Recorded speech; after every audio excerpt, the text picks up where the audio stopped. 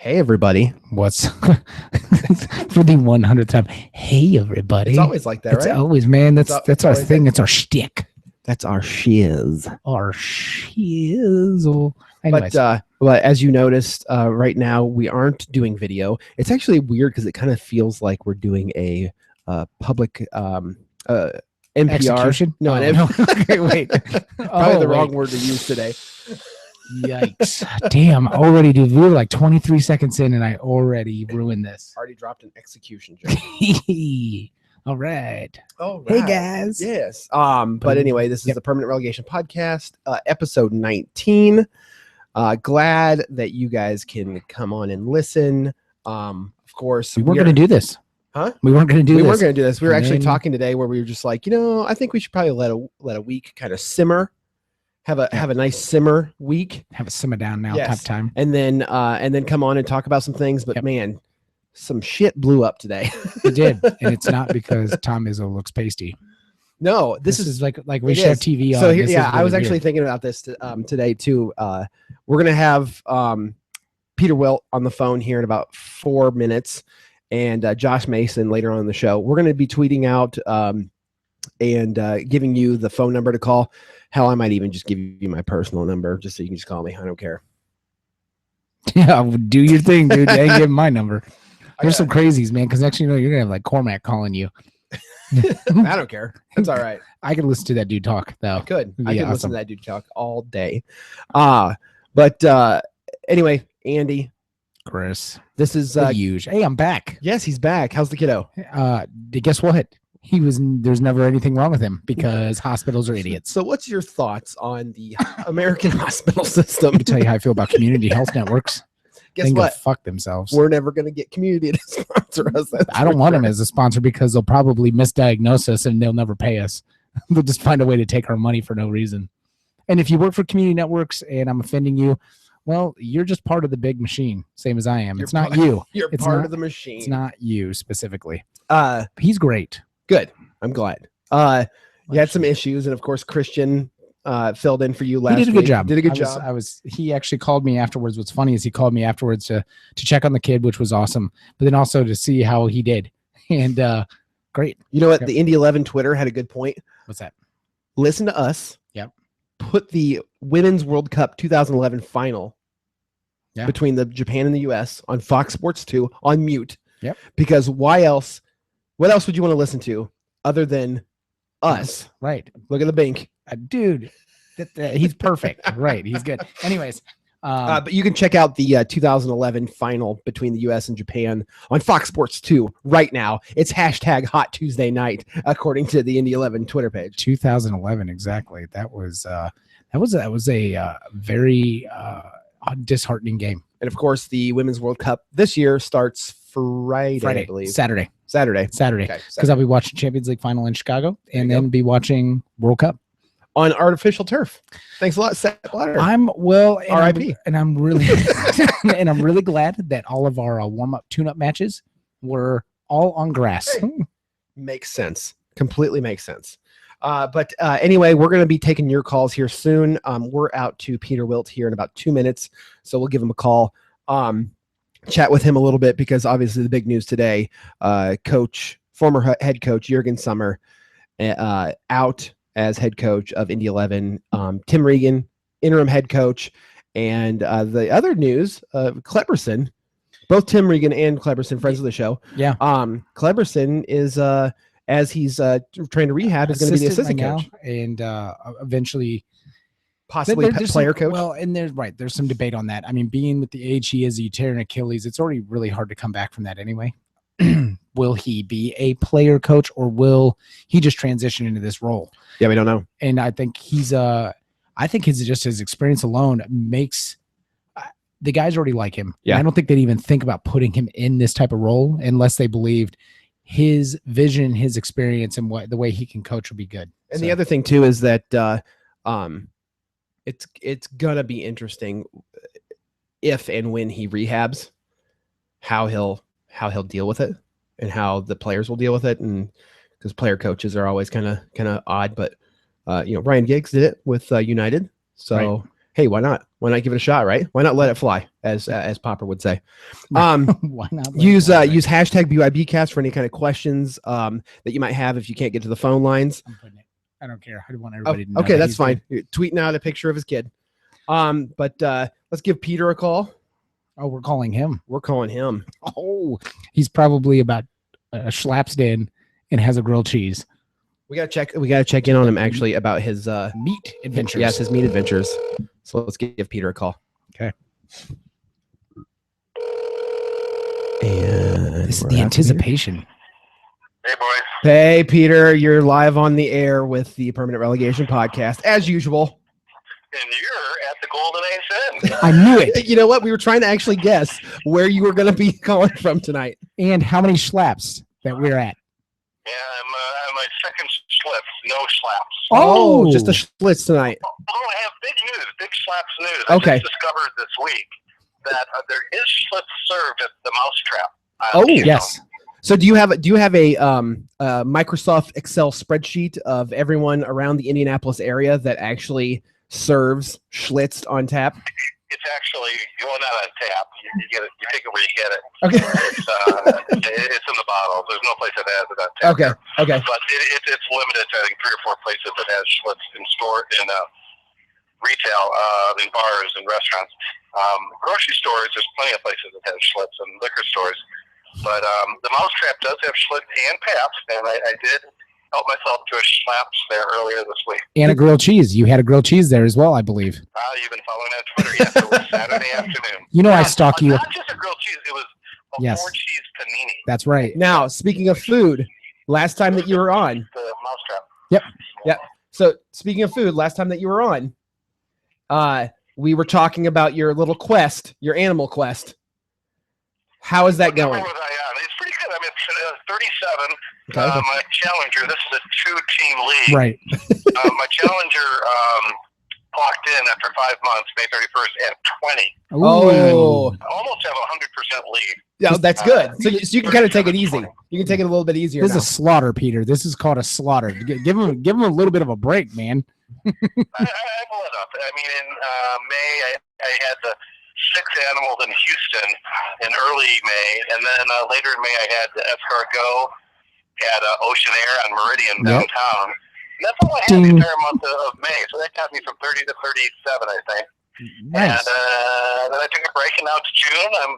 I'm going to start go after some goose and maybe some llama and alpaca, try to get up to 40. There you go. Hey, the 40 number is going to be the tough one, and then once you get to 40, you got to go to 50, and it just doesn't stop. Right. It's a vicious cycle. I think 50 is the end goal for this year.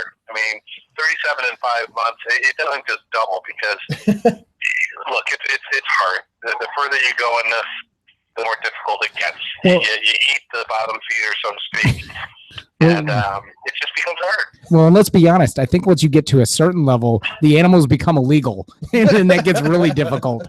Well, you know, it's So- funny you should mention that because we were having sushi ordered in for the screening at the Indy 11 Theater last week for the showing of Next Bowl Wins. Hey, Joe from our office said, do you have any requests on what kind of sushi you want? And I was like, heck yeah. I want unagi. Unagi is freshwater eel. And that would have counted as number 38. But then I made the mistake of Googling unagi. Uh-oh. And I found out that it's an endangered species. Well, at least it's not like blowfish. Technically, it's available. And I think it's legal. Morally, it's not. I mean, I draw the line at endangered species. Yeah, president and general manager of Indy 11 and endangered species devourer. That's probably not something you want to put on the resume there. So, right. So obviously, since you're 2 Schlitz in, you've had quite the day today. Of course, Coach Summer, no longer head coach of Indy 11, and Tim Regan, interim head coach, as well as Cleberson taking over the assistant management duties. And I know that you probably are sick and tired of answering the same questions over and over again. So we're not going to ask it. I'm more interested in knowing off the bat, what was the thought with Cleberson? That for me is really, really interesting. Is the is putting Cleberson in that role? Obviously, we know the injury, but what was the mind frame there? Well, it's fortuitous, isn't it? I mean, we had the need for an assistant coach. In particular, we have a need for an assistant coach who can help attacking players. I mean, it's obviously been its challenge this year is scoring goals, creating scoring opportunities. And when you look at our coaching staff, between Jurgen and Paul and Tim, it's all defensive players. Yep. And so having Cleberson at this point in his career where he's looking for new challenges or what he's going to do when his career does wind down, not that it necessarily is at this point, but it's coming to that point. He talked to us about the desire to be an assistant coach. Oh, nice. And, this was before the decision was made to change head coaching, and Jurgen was actually on board with it and asked if we could bring Cleb on as an assistant coach. Because he'll have some time on his hands. He'll obviously be rehabbing. Right. But the rehabilitation doesn't take all day. And he's got great experience and great knowledge and has great respect from his teammates.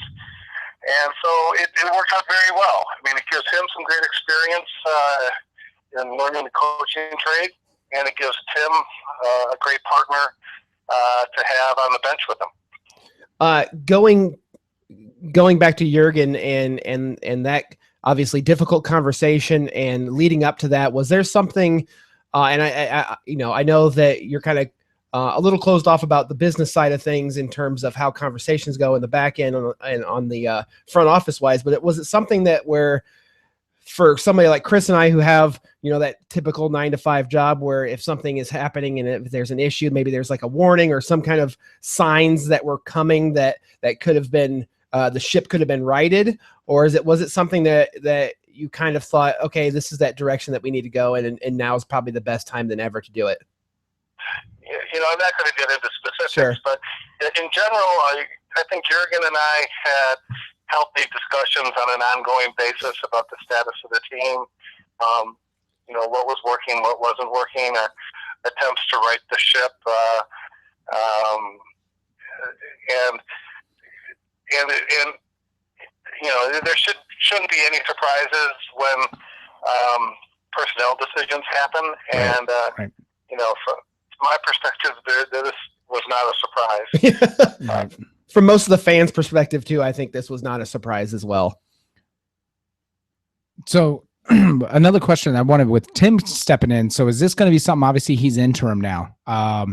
Does he have a ability here? Is he fighting for the ability to be permanent, or is this something where, no, this is really truly just a transition till we find somebody else, or is he in the mix? I would characterize it as Tim is the leading candidate for the position. It's his job to lose. He has the unique perspective of having intimate knowledge of these players, this team, their experience, what's worked, what hasn't worked, and no other candidate can bring that to the table. So while we will be looking at other candidates, and my inbox is certainly filled up with some resumes today, I think it's fair to say that Tim, it's his job to lose. The leading candidate. And, I respect what he brings to the table, and I think the players do as well. I really hope you get an email from the same guy that tried out the last time we were talking. You can get back into an email thread with where you can just sign Peter and he goes, U.S. Soccer. I really hope that same guy tries to send his resume in. That'd be great. Finally, before we let you go, and I really thank you for taking the time to talk to us tonight. But with the other news in the soccer world, of course, Sepp Blatter leaving, resigning. Of course, by his own will, as he would say. Sure, quote unquote, on his own volition, right? What are your thoughts on that situation? I think it's a very healthy step for international soccer. I don't think we should fool ourselves into thinking that this cures everything. Transparency is the ultimate goal, as is integrity and honesty, and getting rid of the bad guys is a great first step. But you need to make sure that there's honest people that take their place, and that those people put into practice structures that will prevent the fraud and bribery from reoccurring. That's obviously the hope, the end all hope, but it almost seems like corruption's deep, and it would be almost like a master cleanse, if you will, of FIFA offices to actually get that to happen. But it is, like you said, a good start. One final question. This was somebody from Twitter that just kind of came through. Is there something that are we going to hire a third coach? Is there going to be a third coach, or is it going to be just Tim and Kleb? Gary Yohe will continue as goalkeeper coach. Okay. There may be someone else brought in to help with video analysis and data input to take over some of Tim's previous responsibilities, free up his time. It's up to Tim. I let my head coaches select their own coaching staffs within budget, of course, and he has budget to make another hire if that's what he wants to do. But I think for now, he's going to go with Gary and Kleb.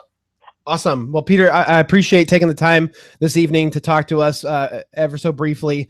You guys up in the front office have done a really great job towards the later end of the spring season of bringing some new guys in and having some different people at your disposal for lineups and things like that. So really appreciate you, as always, coming on.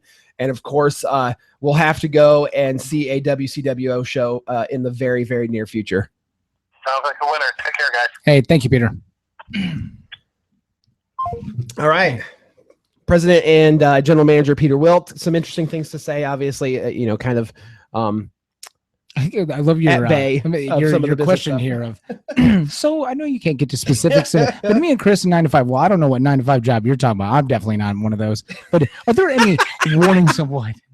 Yeah, but Yeah, in terms of warning. Are there any warning signs? Like, yeah. I pulled Jurgen in about 3 times. I said, "Listen, this shit doesn't get any better. I'm canning you." No, like I don't know exactly what we're expecting. He's like, "Well, no specifics, but generally." While we're kind of hanging out for a little bit to talk to Josh Mason, we do want to kind of open up the phone lines for you guys. We got a Google Voice number that we're going to kind of give out here. If you have it still from the previous time that we kind of open up the phone lines, I can get that for you here in just a moment. But we would love to hear some thoughts from you. Thoughts on the changes today, world soccer, even all that kind of stuff. So if you would, you're more than welcome to call our Google Voice number, 317-863-9282. We can get you on the air. Obviously, we don't want any kind of baba booey hangups type of thing, but 317-863-9292 or 9282. We'd love to kind of talk to you guys a little bit about what your guys' thoughts are. If the phone lines are busy, you're more than welcome to leave a message and we can kind of get your question played on air too. So 317-863-9282. Phone lines are open. We'll take calls probably for the next 20 minutes or so. Kind of get your thoughts. Social media has kind of been blowing up about this whole thing. Right. A lot of people people know about it all, about the team. We want to know. Obviously, there's been some discontent with the fans for a while, and obviously we I got into it a little bit on Saturday night, because there's a thin line. You are a fan. We are all fans, and we love this team, and that never wavers. And I think when you mix a little bit of alcohol and you mix some emotions, and then you mix a really kind of wonky night, man. Like, that was just weird where you go in. What, Saturday? Yeah. You got the rain delay and you come back and you can't find beer. Then you can find beer, but then only kind of beer. And then you get red card after red card. It was the red card expose. And then you get down and then Highland pulls off a goal. The whole thing is really, really a unique night. And I think emotions run a little high and you pull out a draw. And I know there's some disagreement and I hope anybody I talk to, they understand my love for this team is unwavering, and I will always support this team. But I was not excited about Saturday. And I felt like anybody who was excited on Saturday needed to wake up. You should not be excited about a 2-2 draw against a team that was running 9 men and in the last 20 seconds, right at the end of the game, got their third record. Why are you excited to be able to pull out a draw against a team that was down? Yeah, I think it was like 75th minute or something like that. They got the second red card, and then you kind of start to feel like, okay, if now's a better time than ever. And the goal we got was a goal that, and if you ask Hyland, and we sent him a message on here, and I was like, Hyland next week, and I said, and I'll talk to him about it. And I said, listen, don't get excited about your goal. I pulled that off in FIFA 100 different times. I said, no, just kidding. But was that before or after you threw the controller into the ceiling? Oh, I totally didn't the ceiling. But no, if you gave him that shot 10 times, he doesn't make it a third of the time. And he would tell you that you have to have a miraculous 26-yard goal, right? Or 24-yard goal to be able to score, which was amazing. And I'm glad we got it, but I don't want to be I don't want it to be confused that my love for the team is wavering.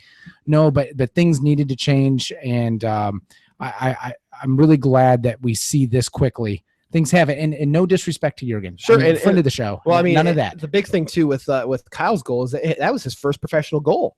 That was first professional goal. And you score golazo, oh golazo. I know that I read somewhere on social media that was the first time that they ever hugged and danced with a stranger after something like that happened.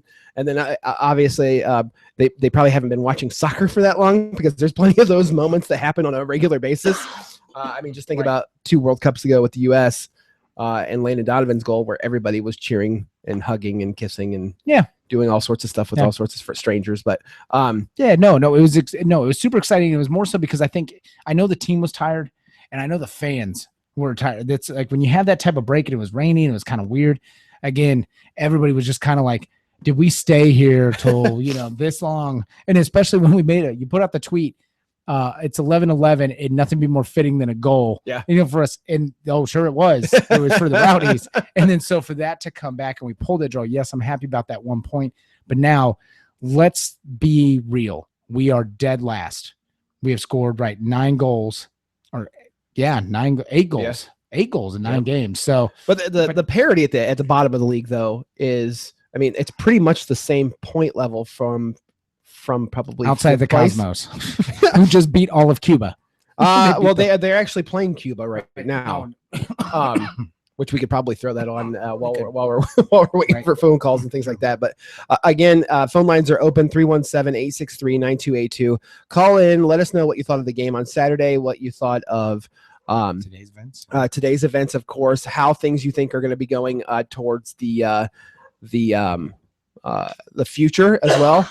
Yeah, and we're in my house tonight too, so if you hear kids and dogs barking and things like that, it's just all part of the show. It's just not Asia. Asia has a lot to say about tonight, man. She's like, today was a big day and you have not asked my opinion. Yes, exactly. And the 2 goals that were against Indy 11 as well. One was just a kind of a really unlucky deflection own goal from Corey Miller, and then the other one was I believe a corner where it was just some marking wasn't really the best over there. So it wasn't anything that was really just kind of, okay, we just got beat really bad on a couple of those goals. Plus that goal from Dylan was incredible. Yes. The way it was set up and the way things were going. So it was incredible. Thanks to Peter also, who just tweeted his food and Schlitz. Best hamburger in town, huh? Best hamburger in town. Really? And there's a dog walking by in the front. So Asia is now even more upset that there's somebody kind of close by. Right. Remember, 863-9282. That's area code 317-863-9282. Give us a call. We want to hear from you. We had so many people like, oh, I want to hear, and I got so much to say. Well, you know what? Hey, now's your chance. Put up or shut up. We got people listening. Right. Obviously we had Peter Wilt come on. We've got Josh Mason coming on here shortly too. So a lot of stuff going on in the world of soccer this week. World Cup starts for the women at the end of the week on Saturday.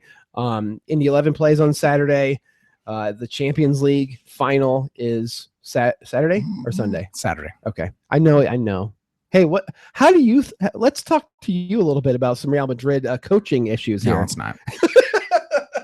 Oh, hang on. We got a call. Hang on. Cool. Here we go. Hello. You're on the Permanent Relegation Podcast. What's your name? Accept, press 1. Oh. To send a voicemail. Hang on. Noobs. Yeah, sorry. Hey, what's up? Permanent Relegation Podcast. Who's this? This is Logan Lane. Oh, hey, Logan. What's Lane, up? Apparently. Yeah, Log Lane. What's going on? Oh, not too much. I just thought I'd share some opinions. Sure. Go for it. Feelings, I guess, and kind of what I see the team going. Definitely. Go for it.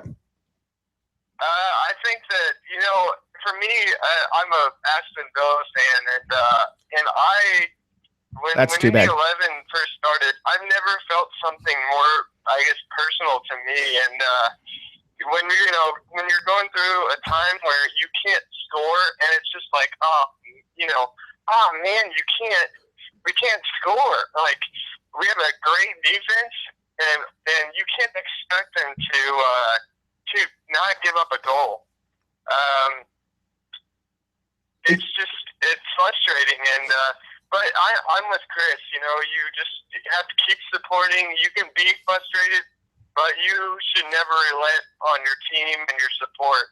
Well, so I really hope that a lot of the stuff that I've seen on social media isn't, I'm ripping up my season ticket, yada, yada, yada. I just think Really? So you've been seeing that? not good. So you've been seeing that? You've been seeing people talking about giving up season tickets? Oh, yeah. Well, the crazy thing about that too is that Saturday's game, even though it wasn't a sellout, was 234 tickets away from being another sellout, and that was with really, really shitty weather on the way into the stadium too. So there's still, I think there's that initial feeling after a loss, especially after a loss to a team like Louisville, that a lot of people are going to be pissed off, but that passion was still there for the first 22 minutes of Saturday's game. Even with the weather coming. Yeah, a lot of people left because it was an hour-and-a-half delay. I mean, Chris and I even went down to Chatham and then came back. So it's one of those things where I think that passion's still there. But at some point, results have to come out, right, Logan? Yep. Right. Well, and it's funny to watch people. I know that I've ranted on Twitter quite a bit or other social media, but it's funny how people are on two sides. You have the I'm not going to complain at all. We'll get through this. And then you have the people that are just like, I can't stand it anymore. And it was really nice to hear. I think it was Bloody Shambles that had Peter on the podcast, I think a day later.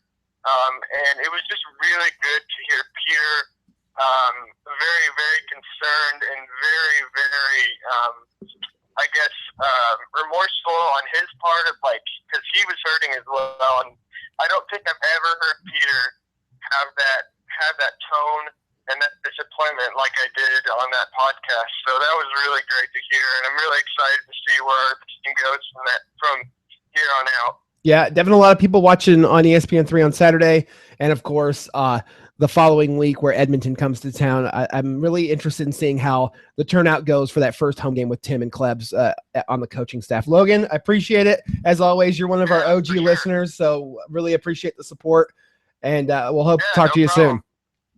Yep. See you later. Thanks, buddy. Log Lane in the house. Log Lane. We got another call? No. Okay. Yeah, from my wife. She's leaving her 9-to-5 job. Yeah. Oh yeah, that's at 9:30. What does she have to say about the India? We could hear. We could call her real quick. We could just totally guerrilla warfare. Oh her. man, that's gonna be Let's so do this. bad. That's gonna be so bad. Let's see what happens. If you have a question or a comment, make sure that you give us a call, 317-863-9282. Brian Cook, he wanted to know what's the chance if Cleverson doesn't get healthy, Indy keeps him on the coaching staff. What do you think? Yeah, I think they have to, I mean, that's what Peter was talking about. He thinks that offers some good stuff. I'm trying to make this call. Okay, you can't be asking me questions. As I'm really, hey. Well, we are live on the air at the moment. Yeah. Hey, so, but Brian, I think it all comes down to kind of what Peter said, where Cleberson was, had some expressed interest of being an assistant coach for a long time. And Jurgen even thought that he was a good fit for it. So with Jurgen thinking it's a good fit, obviously Tim thinking it's a good fit. So definitely one of those things that I think it's just all based off of results. It's going to be if Cleberson can show that he has that attacking coaching prowess like he does on the pitch, and then Tim can handle all the defensive duties in terms of coaching. I think it's all going to be performance based. Again, obviously, Yeah. Soccer is a performance-based job. So it's going to be, if Cleberson decides to hang him up and wants to be a coach, I say, why not keep him on? I will go out on a really, really weird limb here and say he is hanging it up. I would say he's done as a player. I think he may do just a teeny bit more, but I really think this is where he's wanting to go. The fact that they were talking about this before the release of Jurgen, this is something where he was interested. That was interesting in to know, yeah. Right. He asked that, lets me know that he's been pondering this, saying, I think he knows himself. This is the end of my career. I'm done. I've had a great career. But I would like to do something else. And maybe I can start that transition now and see if I have the chops for coaching. Because obviously coaching, just because you're a good player doesn't make you a good coach. And sometimes some of the worst players ever are really great coaches. They get it mentally. And that's the difference. You have guys that can do. You have guys that can't do, but they know, they understand. And you kind of see that when you got the right. They always say those that can't teach Jim. those that can't teach Jim. No, anyway. So no, I think you're exactly right. It's results based, but ultimately, I think it's an interesting move. Unless you're the head coach of Real Madrid. Yeah, you know what? Ancelotti got a raw deal. I should send a message to Guijo. But I don't want this to be about Real Madrid because everybody hates them and nobody wants to listen to that. So I'm gonna defer and say it's bullshit. But anyways, Lord Twerk, another OG listener, has a question of: do you think there will be any major lineup changes? I like to see a lineup closer to the first game. Does the new kid play? Well, Mr. Twerk, Daniel Keller. Are you talking about either Daniel Keller or Duke LaCroix? Duke LaCroix. LaCroix. Sorry, yeah. I always do LaCroix. I don't know why. Well, I don't know. Duke. It could. I don't know. Just Duke. Okay, it's just gonna be Duke. Well, both of them have played already. Right. Duke came in towards the tail end of extra time for the U.S. Open Cup game. Looked really good. Daniel Keller has started both of those games. Started last week's game and then started the U.S. Open Cup game. Right. And that last week's game, the really thing that was surprising about last week's game was the lineup. Yeah. The lineup was very different up front than what we're probably used to seeing, and it seemed to work wonders based off of just the first 22. Yeah, out, and that changed up your midfield. And I'm still a fan. We have another call. All right, let's say we'll get back to you. Okay, great. Well, yeah. Not saying anything, anyways. Hey there, you are on the Permanent Relegation Podcast. Who's this? It's Kyle. Hey, Kyle, what's going on? I had a question. So you guys were talking about the Real Madrid manager, and there's another manager coming under a lot of fire right now. It's Brendan Rodgers, the manager of Liverpool. What do you think should happen to him? I think with Brendan, it's an interesting because he almost seemed like a flavor of the month type of guy. But I think they'll probably give him another year. Because he's still there, right? So? Yeah. I think they'll probably give him another year. See what kind of moves they'll make. Because I think here's the difference: is they're not investing the money. Liverpool is notorious for this. They are notorious for not investing the money to give the supporting players. And like when you had Suarez was the guy. But outside of that, you had some young players. But once he left. Who did they bring in that was really going to make them honestly competitive with Chelsea, with Arsenal, with Man U? Who did they bring in? Nobody. Well, the difference with Real Madrid is they had the whole damn bank of the world, and they brought in, and yet there was injuries, and Ancelotti got a raw deal because there was injuries. But when you have that much talent, and that's why I think Andy's right. I think Rodgers stays on an extra year because he didn't have the same talent to necessarily compete. Well, and I got a follow-up question for you. So are you a Liverpool fan, Kyle? I am not. I am an Arsenal fan. Okay. Well, that's also too bad. But I'm just kidding. Hey, we got third place. No, it's okay. Yeah, it's one place better than what you usually are at, so it's okay. But I'm a United fan, and we barely made fourth, so it's all right too. Welcome back to Champions League. Hey, welcome back to Champions League. High five. All right. Okay. Not getting high fives. So I guess the other thing with Brendan Rodgers too is Raheem Sterling might leave at the over the summer. So I think it's the moves that if he goes, the moves that he makes to replace that and to kind of fortify things. He doesn't even have a choice in this. That's the difference. Yeah. I don't, maybe somebody else can clarify this, but I think that's another issue too, is I don't think Brendan Rodgers has all the say in there. I think these decisions are being made up higher up where he's just kind of given what he's given. But again, please, somebody can come out and tell me, or Kyle, maybe you know. I mean, they've got, other than Raheem Sterling, the only other player they really have is Coutinho. Okay. Well, yeah, that's true. Who has like what, one or two shots per game? From like 40 yards out. Wait, what? No, I'm kidding. It's a joke. He said all he does is shoot 1 or 2 times from 40 yards out.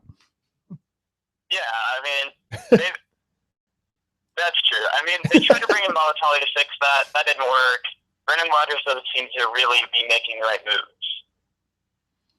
Well, I think it's all going to be based off of the summer transfer window, which of course is always the most exciting part of European football. So it's interesting to see how he's going to do. What are your thoughts on the Sepp Blatter situation before we let you go? Excuse me? What are your thoughts on the FIFA president resigning before we let you go? When I heard he resigned, I almost threw a party at my house. Well, I guess that's all you really need to say. Kyle, appreciate you. I mean, I was very, very excited. I watched the election on Friday, and I was really hoping he wouldn't get reelected, even though I kind of knew he would. Right. Yeah, and it's going to be interesting to see if he's going to single-handedly. Oh, hey, confirmed real quick. Brendan Rodgers to stay Liverpool manager for another year. We just looked that up. So, yep. So there's that. Well, wait a minute. Why are you're you an Arsenal fan? As an Arsenal fan, why do you care? I hate to see a guy who appears to be making a club not live up to the potential they could have. Okay. Fair enough. Understandable. So, right. Kyle, appreciate listening. Thanks for the call, buddy. Thank you so much. Thanks for having me. Thanks. Have a good one. We will be talking to Josh Mason here. Josh Mason. Hi, Josh. Here in about Mason. 10 minutes. But of course, if you guys still want to call in, you can give us a call. The phone number is 317-836 or 863-9282. 317-863-9282. Obviously, we'll take any call. We'll even talk about Liverpool if we want to. Yeah, Liverpool. Shoot. I mean, that was out of left field, and that works. I mean, I like the segue of I do talking about Real Madrid's coach thing. There's another guy. Hey, that's a solid segue, and Kyle's got a future in radio. But no, it's. I think the transfer window this summer is going to be crazy. Donna on Twitter said Liverpool supporter wannabe, but he's an Arsenal fan. Donna, it's okay. You can't fault him there either. Yeah, he just wanted to talk about coaching changes. I mean, it's a big day of coaching changes. It is a big day of coaching changes. Right? Well, it's one basically.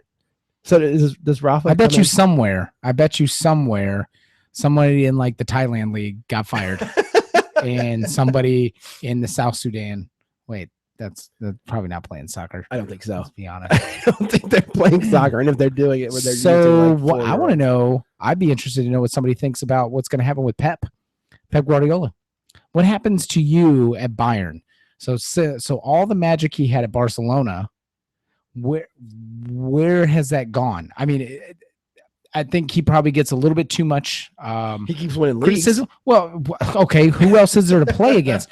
Klopp does nothing. He does a ton with nothing. Speaking of coaches, he said he's not going to take another job over the summer. He's going to wait a year. No, absolutely. He's one of those guys where he knows he has a project. He looks burnt out though. Klopp? Yeah, dude. He looks like he got punched in the gut like 15 times. Like he's just done. Yeah. Well, so it was interesting today. Sergio Ramos hinted in a not necessarily so subtle way that he doesn't feel Ancelotti should have left. And there's some discontent there in the locker room about this, but it is what it is. So, anyways, Andy, they are who we thought they were. I don't know how that works. So what is going on with Mason? Why are we waiting 10 minutes? Hey, we can. I'm letting him know.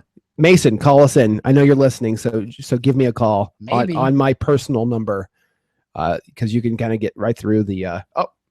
We have. Never mind, Mason, because we had another call. Sorry, you just on hold, buddy. You're just on hold. Mason's on hold.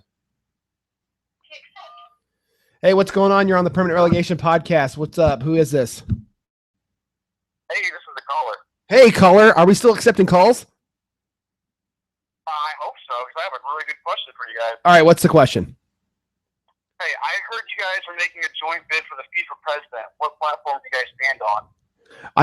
I stand on a platform that's usually about 3 or 4 feet tall, because I'd like to see over everyone in the delegates.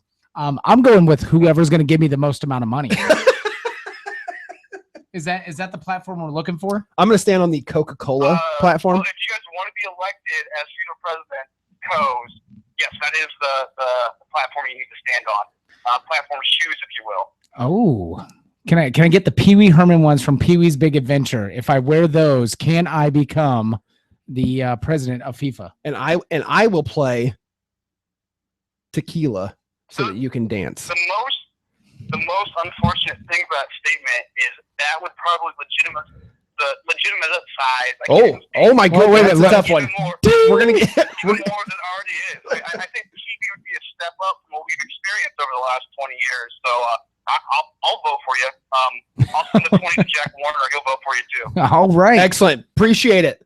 Do you have anything else you want to talk? Hey, do you have any thoughts on today's events while you're on the air? Today's events while we're on the air. Which event? I don't even know. Let's talk about Jurgen getting canned. Oh, you know what? I got to give Jurgen some credit. He had a really tough task. Right. He was a good local hire. He really enjoyed. I mean, he really seemed like he had a passion for growing the club and growing Indiana soccer. And I think he did put out his best effort. But we can't stagnate. I mean, we have such good attendance. We have such a good community following. But eventually, that's going to demand a higher level of soccer. And I think we're ready for it. I think the fans deserve it. And if that means cutting ties with a guy who might be a good guy, that might just be where we have to go. I mean, it feels like a family. It feels like a good club. I mean, the president's everywhere and talking to everyone. But, at some point it has to be, you have to take a hard look at what you're putting on the field and the program you're building. And obviously it's not working and something needs to change. And it starts at the top. And I hope Regan holds on tight, but I like to see who we can have permanently. I wouldn't mind to see somebody with a bit more tenured experience who's brought in signings before, So right off the bat, you're not even given the let's see what Regan can do. You're already like, hey, let's just move on to somebody permanently. I mean, do you not even want to see with the experience Regan has playing on there that see what he brings to the table, or are you just done with that idea already? No. I mean, don't get me wrong. If Regan comes out, we play pants on fire, and it really looks like a transformed club, and we actually see a positive look in our tactics. You mean scoring goals? Consistent lineup. Okay. I mean, why wouldn't we want to keep him around? But sure. I mean, if it's the same as yesterday, it's a different face. I mean, we got to move forward, right? Right. And yeah, and one of the things that Chris even talked about from the beginning was Indy is a winning city. So basically, if a team doesn't win, they don't get the following. It's been a little weird with that with Indy 11 because they've been selling out every game. And generally, soccer fans are better than most other sports fans when it comes to teams that underperform. But you're right. At a point, we have to be able to produce on the field, and we'll see what Tim and I agree with you completely, sir. Well, hey, thanks for calling. Appreciate you listening, and we'll talk to you again soon. Thank you. All right. Thank you. Bye-bye. Josh Mason. Hello, Josh Mason. Josh Mason. Did you say Gabe? I said indeed. Oh. Why do you always have Gabe on the brain, Andy? I can't help it. That guy's a beautiful man. Oh, my God. I know you're just finishing, gentlemen. I hope I didn't interrupt. Oh, no, you're fine. We were just getting off the call with a caller who said he was a caller, but we didn't get his name. But anyway, Mr. Mason, interim president of the Brickyard Battalion. How the hell are you? Remember when we made him interim president? Oh, yeah. Yeah, it was us. Oh, it was definitely I think you guys and Peter have forced my hand is pretty much what happened. So You're welcome. thank you. Depends on what they ask me. Right. So, all right. So, Let's get Josh, let's get down to the nitty gritty. Tell me your thoughts, man. Let's hear the official. Let's get the official statement from the BYB, and then we get your statement. Yeah, the funny thing is that Bob Kravitz was trying to reach out to the BYB earlier today, and whoever was running the BYB Twitter handle was like, "Hey, Bob, listen to the Permanent Relegation podcast, and you'll get the official statement from the BYB." Boom. All right, go ahead, Mason. So Bob, if you're listening. All right. From a BYB standpoint, if I'm gonna get Captain Political on you guys, That's at the end fine. of the day, I'm grateful because imagine being a hometown hero, if you will, when Jurgen kind of is viewed in terms of the soccer community here.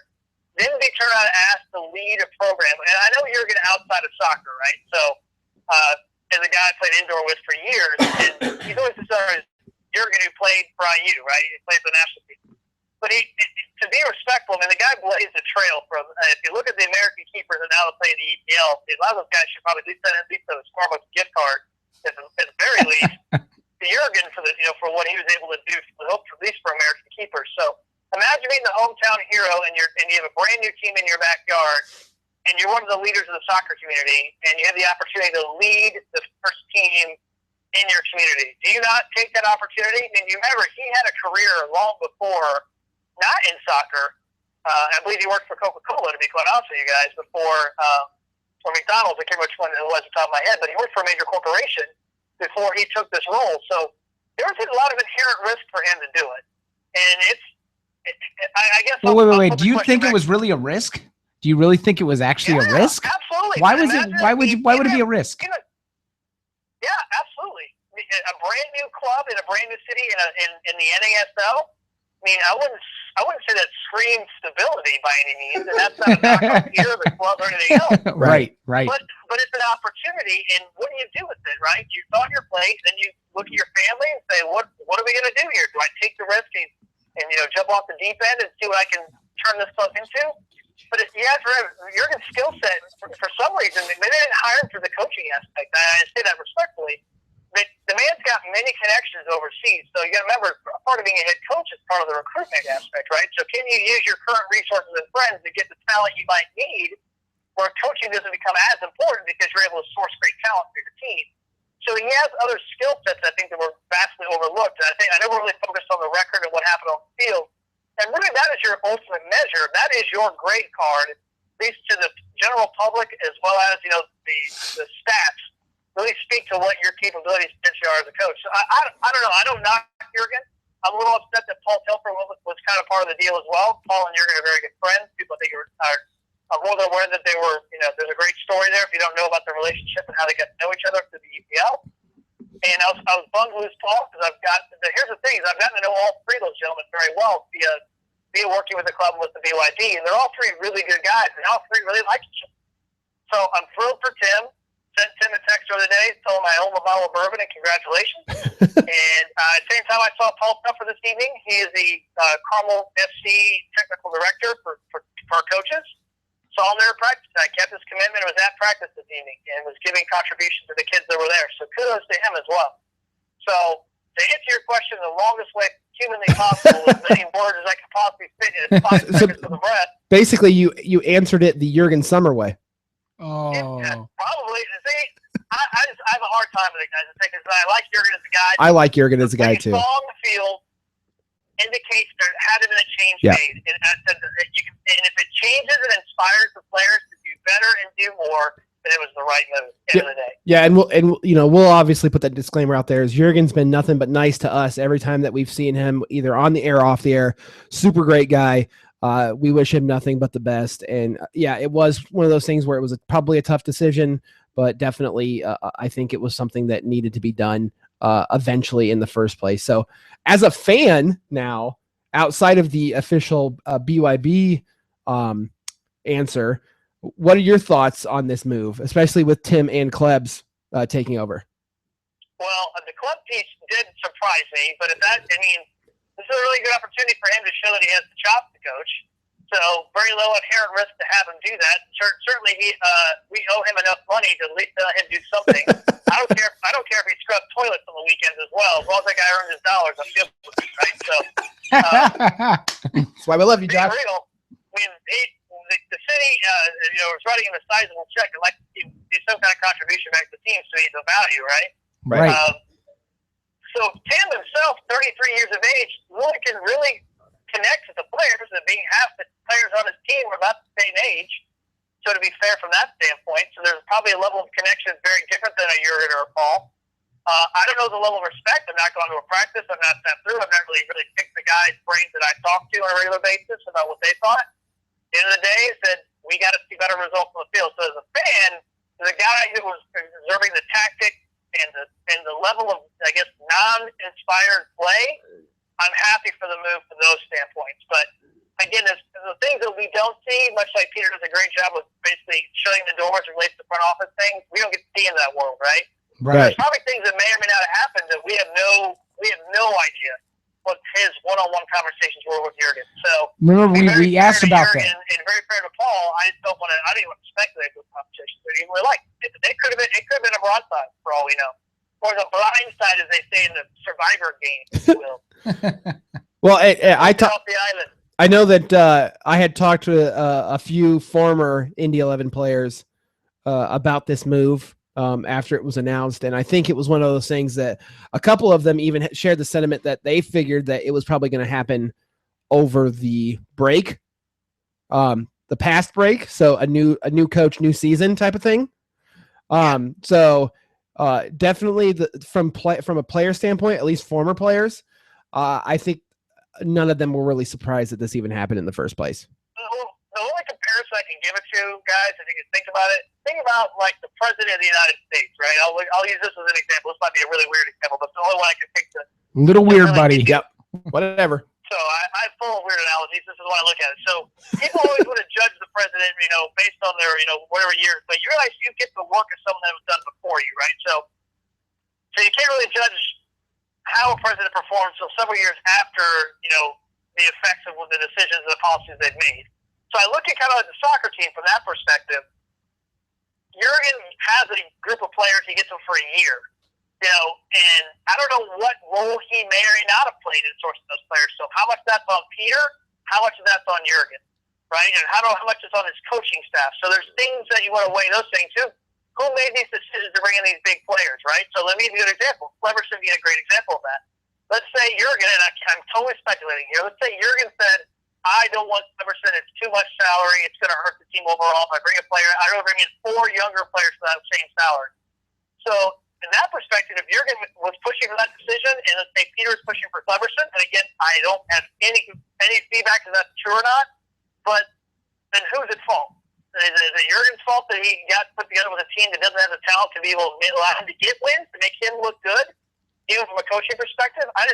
There's a lot more variables here than just saying the play on the field sucks. Let's fire the guy that's coaching him in football. Okay, and so I'll hit you. Disagree? I'd love to hear what people Oh no, that's the way I look at it. Well, here's my thought on it, and I want to hit you and Chris with thoughts wise of I agree with you because coaches never go out there and score, so they're not the ones that are responsible directly for any kind of scoring or any kind of defensive player, things like that. Obviously, they're the ones that are there to lead and get people in the right position and teach things and things like that. In terms of a player standpoint, I think just by recent signings and things that have happened on the field, I think there needs to be some more overall veteran leadership. And now I'm not talking about somebody who has been in the league for X amount of years. I don't know what you're doing. What the hell are you doing, Josh right Mason? What are you doing? Right now, I'm just getting out of my car. Okay. Apparently. Well, apparently your car's made out of plastic. But no, it's okay. In terms of the player side of things, you get that nice mix of young and older players. So maybe somebody that has been in the league 2 or 3 years, because you're right, there isn't any kind of inspired play by some guys. And I think there is a lack of creativity on the field and drive on the field by maybe some teammates that don't feel like they're going to be here more than a year or don't really want to be here or is in a transition type period, which I was always under the understanding if it's a contract year, which most of the time it is because it's a 1 or 2 year contract. If it's a contract year, you play your ass off so that you can make more money either with the same team the next year or with somebody else. And I think there's a little bit of lack from some players on the team that don't just go out there and hustle their ass off every day because this could be the only chance that they get. I disagree. Okay. I 100% disagree. I don't think hustle is an issue. We have a team that fights and hustles. The issue we have as a team is a 100% lack of vision and imagination. That comes naturally as a player. You either have vision and imagination or you don't, but it can also be built into a game plan. And as a game plan, you come up with philosophies that bring out the best in the attributes your players have. So for me, I look at it as the coach front. And again, as you said, Josh, all speculative, whether this is up in front office or this is down from Jurgen on how the player personnel is. But ultimately, guess what? It's the coach is the coach, and you are dealt, whether you're dealt the best hand ever, which some teams are, or you're dealt 5 funnies of shit. And guess what? You just got to fucking make the best of it. And sometimes you don't. Can we get 5 funnies of shit? 5 funnies, sometimes 5 funnies of shit. Exactly. And listen, normally you would hope for a redeal, but guess what? You don't get a redeal. And sometimes, and we all deal with this at work, Josh, when we are given some really, really shitty situations and you just kind of got to work with it. So I think ultimately maybe it was just a bad mix. You want to say personnel that maybe didn't mix with the coaching. And hearing Peter say specifically on this show just now that, you had 2 coaches that were defensive and a third coach who was defensive. And now you have a ability of having somebody who come in as an assistant who has an offensive mind. Maybe this helps with the issues, which ultimately is our issue is scoring. That's where I kind of disagree. I don't think it's hustle. I don't think it's lack of effort. I think it's a game plan that does not fit with who we have in place. Okay, so I appreciate the fact that we have Cleverson in place who has an offensive and tactical mind in terms of striking. But you guys sit in a room with Mr. Cleverson. He's not exactly the most vocal. No, absolutely not. Pitch, right? Right, so, absolutely. Well, unless we're in Brazil. Tim is a vocal leader. If you guys ever seen Tim coach or been around him, he's a very vocal leader. So absolutely. I'm struggling for the dynamics of that coaching staff. That's again an opportunity to decide in terms of who he wants to coach with. But I could see it being a little bit of a struggle at least from the get-go. There's obviously that open position. Maybe one of those wonderful resumes that made it to Mr. Wilt's email inbox to make it over to Tim's. Maybe do add some, somebody with some cards and talent as it relates to, making the field and play more beautiful. Because right now it's, though I will say this last game though, we moved the ball pretty beautifully, and I'll give a lot of credit to Kyle Highland and to Brad Ring in particular. I think held on to more possession than either player on the field that day. So. No, I agree with that point, but I was talking with somebody who is, and I won't use them specifically. I was talking to somebody who is known for assisting and scoring goals, and they're very, very good at it. They were for a very long time. In talking about it, there seems to be a lack of just wanting to just shoot the ball just to give it. And you had a perfect opportunity. Saturday was an offensive. It was a perfect offensive setup. You had really terrible conditions as a defender and as a keeper. Literally, that is the worst case scenario. You're on turf, you're in water, and we moved the ball, but there was still this at the end, Josh, there's this 95% mentality. 95%, the last 5%, it's who's going to do it. Who's going to take it? And then guess what happened? And you and I were standing right next to each other when it happened. Somebody said, the hell with this. I'm taking this damn shot, and I'm going to see what happens. And what happened, Josh? We scored an amazing goal. Right. And I'm not saying everybody should shoot from outside of the box. I'm not saying that. But I'm saying, guess what? Sometimes you just got to take a damn shot and see what happens. That's all. Make the goalie. You got to get the goalie nervous. You got to keep the guy on his toes. Yes, Yeah. shoot on his ass. Yeah. Right. All right, so Make him work. hey Josh, real quick, and this is for anybody who hasn't seen the Twitter post yet, but Bob Kravitz actually got a comment from Jurgen, and I'd like to read that now, if you don't mind. No, I don't mind. See, Kravitz actually just tweeted me back saying he didn't need us this evening because he got a hold of Jurgen. Okay. Well, anyway, so here's the quote from Jurgen Sommer as taken by Bob Kravitz on WTHR.com. So we'll give them a little plug. Kravitz obviously makes it a point that he doesn't watch really a lot of soccer. So, you know, this is kind of one of those just news story things that a lot of news brackets picked up, especially sports guys. So I appreciate Bob Kravitz actually. Now, I would give Greg Straw was on the drive this evening with JMB, and actually got a couple. Well, of obviously, we know Rakestraw does, and we know, Anthony Calhoun was one of the guys that actually broke it. So, and Wish TV, of course, is the official broadcast partner of Indy 11. So you'll have that as well. But here is the official statement of his release from Jurgen Sommer, as quoted to Bob Kravitz. It's frustrating, disappointing, really, that the vision was so short-sighted and more of a popularity contest than an active building foundation process. When you start with nothing, it's going to take time. We don't have housing for our players. We didn't really have a medical training facility. It was one construction trailer for 24 players, 6 staff people, no showers, no bathrooms. It takes time to build those things, and those things matter in sports. Those are things that have to be addressed. Obviously, I didn't want to see it to come to an end like this. You at least want the opportunity to take something you started from the low ground and get it up and running.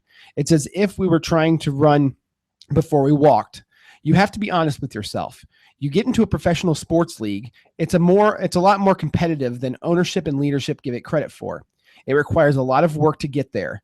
We were trying to be competitive with what we had, but it wasn't going to come overnight. And I think that's what folks were looking for. It doesn't work that way. Sports are hard work. We don't have the resources for the personnel to do that, So you do your best day by day. But some people are more inclined to treat it like a popularity contest.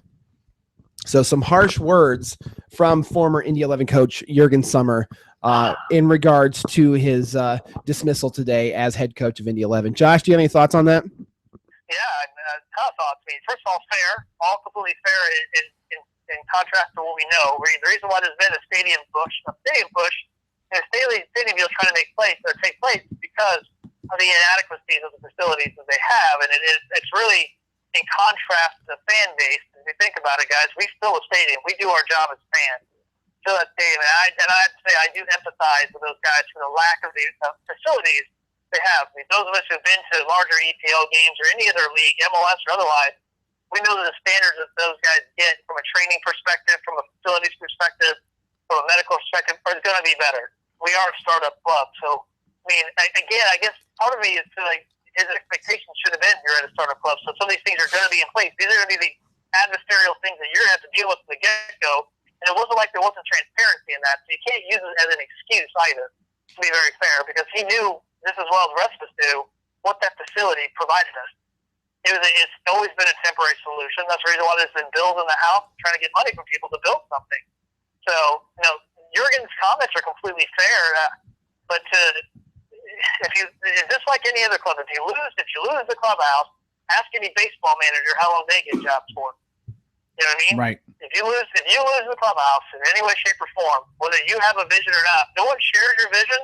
Enjoy your island because that's where you live. The funny thing about that is it sounds like Major League, like the first Major League, where the owner was trying to move the team to Miami and they didn't have the proper facilities for it. You know, here's my thought, Josh, real quick on that, and I want to give him the benefit of the doubt for that. You know what? It's a rough day for him.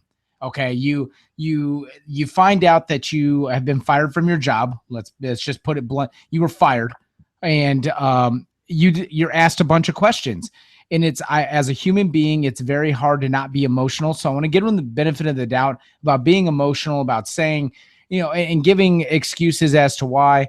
But on the flip side, I also want to say, you know what? You want to blame the facilities, and you make great points that this isn't anything that he came into not knowing. This wasn't like they hid things from him that, hey, We have a 5-star facility with the best training ever and a 100-person staff that's going to be there. No, that was never put there. You know what I have an issue with is, what also helps with keeping a job and doing that is getting off the bench. Get off the bench. Motivate your players in the middle of a game. Show a little damn emotion. Get out there, be vocal, do something. And I'm not saying everybody is vocal and everybody's an extrovert. That's fine. But as a coach, damn it, you got to get out there. And they make a little coaching box and they make a little area that you can get into. That shit was never used. So I appreciate the statements, and I know, again, I'm benefit of the doubt, angry, frustrated. Well, emotional, for certainly. Yeah, absolutely. Emotional. But it's embarrassing, right? Think Right. about it in normal life. Nobody wants to get fired from a job. Hell no. I mean, especially with one as public as Jurgen. And Right. to know Jurgen as a person and as a parent, he's a great guy. Absolutely. So how do you fire the hometown hero, right? So Right. it's painful for everybody involved. I prefer not to throw, anger at anybody's face and just say it just wasn't a good combination for the opportunity. Right. Yeah, I'm not mad in any way, shape, or No. form. I'm happy for Tim to have the opportunity. But I look at it this way. We all work for bosses sometimes we don't find to be very inspiring, Right. right? I think we all have a boss, or somebody out here is listening, probably all had a boss like that. If you don't inspire your people, you're only going to get 90% out of them. Yeah. Right. That's the way it works. And Josh, They're going to clock out right at 5 and say, you know what, peace out. I got my paycheck. It's been fun. When you inspire and really lift your people up the right way, they'll give you everything they have and more. right. That's something that everybody has. That's a gift. Right. You know what? And Josh, honestly, this is brought up in sports all the time. And with the NBA finals coming up, there was LeBron James made this point as well, this is a business. All of this is a business. It's easy as fans. We get emotional about it. We get really involved. It becomes a life-altering thing for us. And I think all three of us here in this chat right now can attest to that. That we honestly, we are physically, emotionally invested, and we get look at Saturday. You and I looked at each other and we got emotionally affected by what happened. But at the end of the day, it is 100%. It is still a business. And we had a great comment. It's funny. I was thinking this. Yeah. Is that no? Guess what? Donna. Donna Knight. Donna Knight literally said exactly what I'm thinking. Of course, Donna did, because Donna's awesome. Right. So is that Summer was paid for getting results. This is where his judgment lies. He should take some accountability. Should he not? And that's ultimately it. It's not a personal thing, and you're exactly right. It just maybe wasn't the fit. It just wasn't working. And yeah, long-term, short-term, popularity not. Ultimately, it's a business, and whether you want to say it's a quick jerk reaction or not, at the end of the day, it's not a personal thing. You're right. Local hero. But guess what? They go, you know what? We have to keep selling out, and we have to keep momentum. And this is what we feel we need to do. Right or wrong, it's a business, and they got to fill those damn stands. I agree. So, well, I mean, you look at it, here's the thing. I was hoping the team would kind of look at it, maybe the potential reallocation of resources. Maybe Jurgen's better suited to do something else with the team. I mean, there's always that opportunity too, right? Right. That could have been put on the table. We don't know these things, right? Maybe said, hey, Jurgen, it's not really working out as coach, but we think you're a great community leader. We'd love for you to take over this part of our club, or you could contribute this way still. And we don't know what was offered, to be fair. So, right. I mean, we don't know the backdoor conversation. Again, Peter keeps the door closed for a reason. There's a lot of transparency he does give to all of us. And as a guy who, again, kind of gets to lead this organization from a supporter standpoint, I mean, he provides everybody who's involved in Slaughterhouse, from us to you guys, access and ability to ask tough questions. And he has the ability to refuse them. And I think we can plug our friends at Bloody Shambles, knowing that they're hopefully supposed to be talking to Jurgen and Telfer in the near future. Is that correct, gentlemen? I think he was joking about that, by the way. I was hoping he wasn't joking about that. That would be a great opportunity to have the adverse of the story right at the other side of these things. I don't see that happening. Yeah, I don't see it happening. I know that we have, and Josh, we're going to kind of wrap it up. So thank you for being on. Anything going on in the near future with the BYB that you would like to plug or promote before we hop off the phone here? No, but obviously I want to make sure we continue to do our job in the section. I would encourage people to continue to read the Code of Conduct. I've been to BrickyardBattalion.com. I'm always sourcing emails and Facebook, Twitter. If anyone wants to get a hold of me, I'm at Mason's ABC on Twitter. I'm always willing to answer questions in regards to the behavior of the people in our section. And again, all I can say, based on the emails I received, is that when you have a game delay and you have lots of alcohol, and you bring that, then you go back into the stadium, the language is by default is going to be nearly as nice. That's just the way it works when you put alcohol in people's bodies. And the guy who works in the alcohol business is more than keenly aware this does happen. And I apologize for those that are offended. I definitely want to give you a big props as well, because you've taken over this role. You're crazy. You're a nut job for having 4 kids and 75 activities, and basically doing all this stuff and still basically leading the BYB operational side. You obviously have a huge staff underneath you that does a really great job as well and keeps everybody accountable. So really want to thank you and your staff for that. Well, it's kind of a staff, isn't it? It's a board of directors, basically. It really is. I mean, it's all the folks that you guys know and I know well, that we all do a little bit of everything to make this thing keeps going forward. And if you want to continue to make sure it goes forward, the things I can encourage you to do is get involved. First and foremost, find out how you can volunteer and add more value to the organization. We're always looking for more people to do more things. We have more ideas. We have people with time. Secondarily, become a gold member that puts money in our pockets and drink full 90 like it's your job from Flat 12 Beer Works. Which we are drinking right now. We have no video evidence, but we are drinking it. Every beer that is purchased from Flat 12, either from either the pint room and or in the retail segment, the Brickyard Battalion does receive a direct deposit from our friends at Flat 12. That is a really cool opportunity. We have to make the most of it. And Josh, hopefully we've got some meetings here in the next couple of days for a special event that we might be putting on towards the end of the month. So maybe we can see you out there. I'm looking forward to you breaking the news on the PR podcast. Are you going to be out there for that? My intent, based on the date you pick, I will be. Okay, fair enough. All right, buddy. Hey, thank you so much, Josh. You know how much we appreciate you, man. You're the best, and I hope you have a great night and have a great rest of your week. And we'll see you. We'll see you when we see you.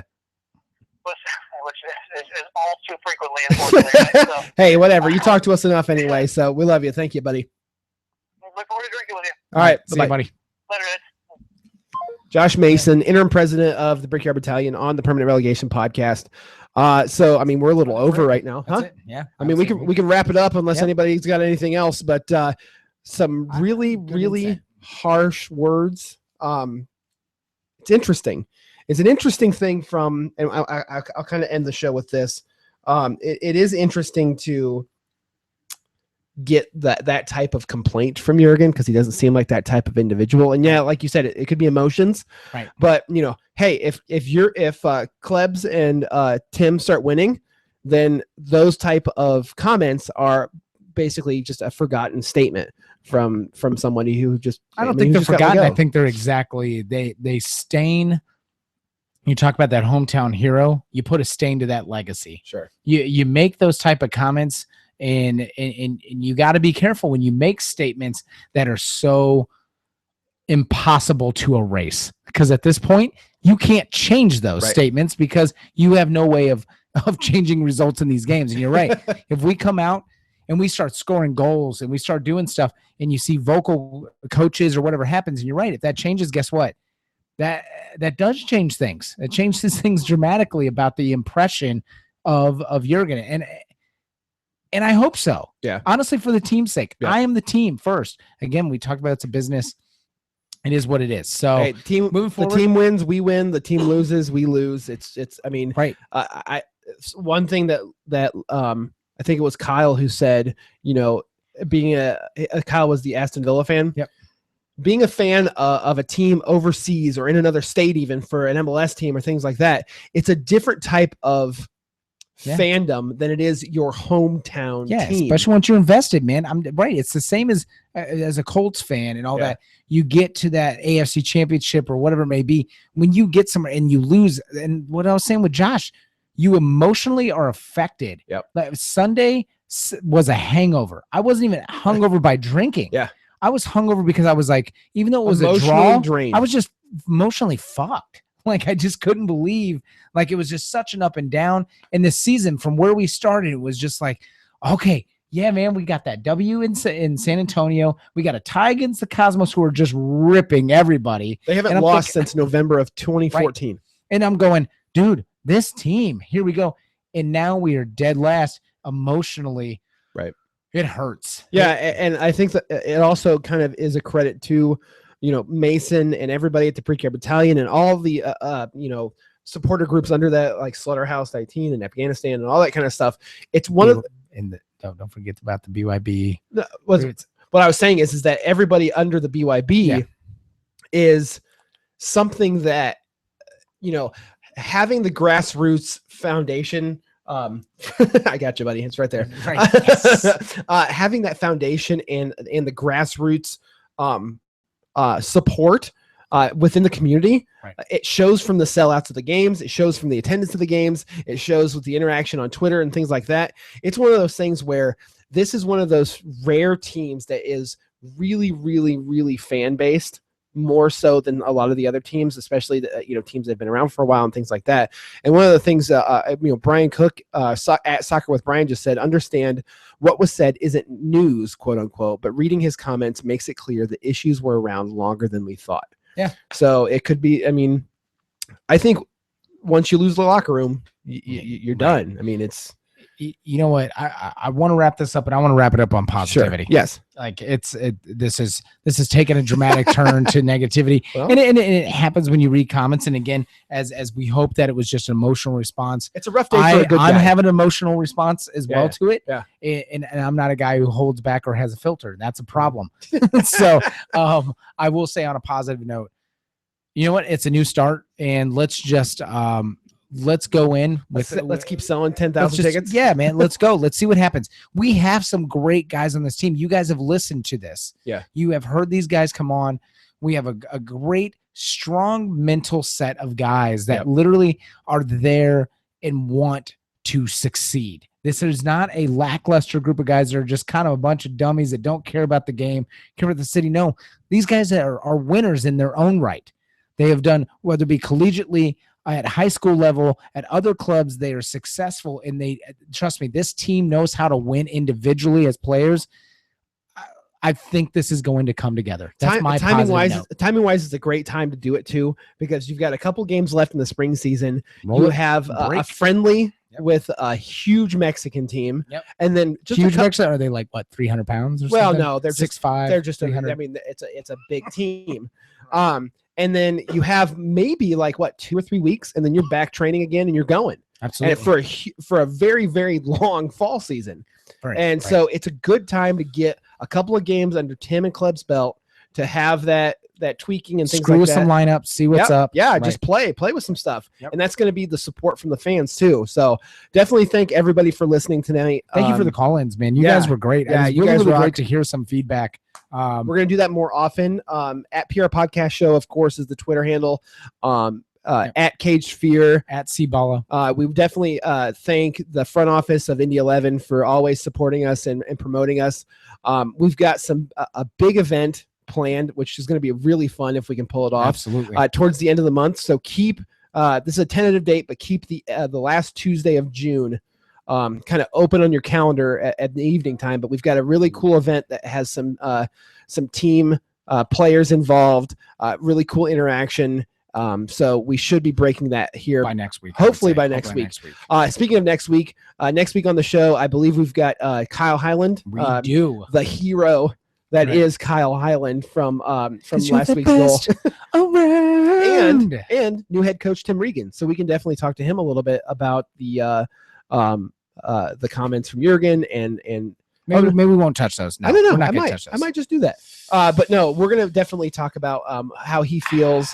That's the great thing about the show is that even though we have media passes, we're not the media, so you can say whatever the fuck you want to us, and people respect that when you come listen to us. So absolutely. Always check out the website. I don't know if they respect us, but they at least put up with us, and I like that about these people. Permanentrelegation.com. Pictures coming up soon. Yeah, you stole my cable for the camera. Yeah, you got to grab that. So I'm going to grab that, and I will be able to have pictures up from Saturday. Yeah.